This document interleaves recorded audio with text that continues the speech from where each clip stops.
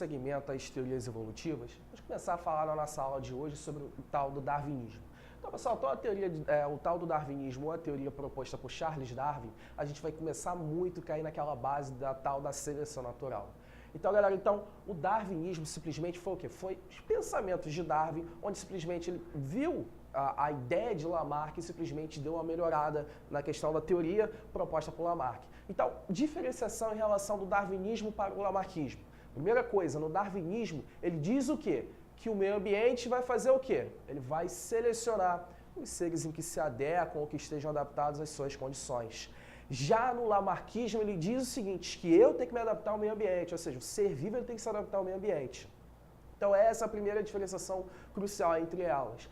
Outra coisa também, pessoal, além da ideia do meio ambiente selecionar, eu vou ter o desenvolvimento de quem? Da tal da seleção natural.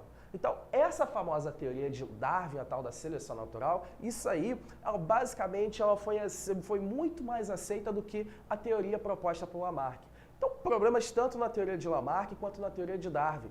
O primeiro e o mais crucial, eles não sabiam como explicar que as informações genéticas eram transmitidas ao longo das gerações. Porque tanto na época de Darwin quanto na época de Lamarck, não havia esse conhecimento em relação sobre a genética. Eu não havia um conhecimento mais aprofundado em relação à característica dos nossos cromossomos, ou seja, o tal do mapeamento genético. Então, isso só veio surgir só a partir do neodarwinismo, ou seja, só a partir do século XX, conforme você gerou o mapeamento do genoma humano ou dos seres vivos. Então, essa ideia do tal do darwinismo, pessoal, vem muito da famosa viagem de Darwin ao redor do mundo sobre o famoso navio Beagle. Então, o que foi isso acontecendo? O Darwin ele foi observando a variação de espécies onde ele observava na Europa para as espécies que foram observadas tanto na América do Sul, quanto na América do Norte, quanto na Ásia, ou seja, ao redor do mundo. Então, essa ideia da seleção natural, Darwin teve duas premissas, duas bases para o desenvolvimento da seleção natural. Entre essas bases, ele teve o quê? O desenvolvimento, a base da tal da teoria malthusiana.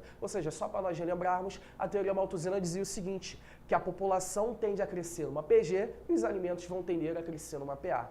Uma outra coisa que também é influenciada da seleção natural é a questão dos fenômenos geológicos, como, por exemplo, a deriva continental, a tectônica de placas, a transformação gradual que foi se acontecendo na Terra. Então, isso foi o quê? Foram premissas para acontecer o desenvolvimento da teoria da seleção natural.